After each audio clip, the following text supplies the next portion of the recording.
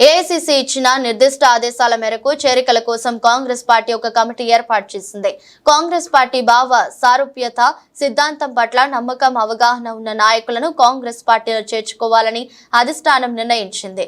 కమిటీలో TPCC working ప్రెసిడెంట్లు Jaggareddy, MLC Mahesh Kumar Goud, Kisan Congress జాతీయ ఉపాధ్యక్షులు కోదండరెడ్డిలు ఉంటారు.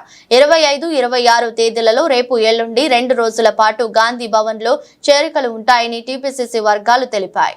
పార్టీ కానీ ఇతర పార్టీలలో పనిచేసి కాంగ్రెస్ పార్టీ ఎడల కాబట్టి నేను రాష్ట్రంలో ఉన్న మన నాయకులందరూ కూడా కాంగ్రెస్ పార్టీలో ఉన్నాయి.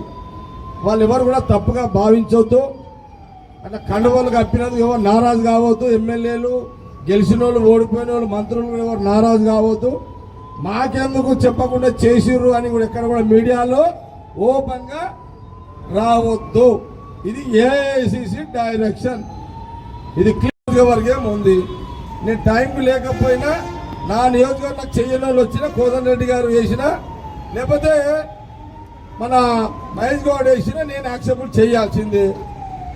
అర్థమైందా? మీడియాలో నేను కూడా మాట్లాడొద్దు. ఇది ఏఐసీసీ ఇచ్చిన డైరెక్షన్. ఇది మీడియా సోదరులకు నేను తెలియజేస్తున్నా.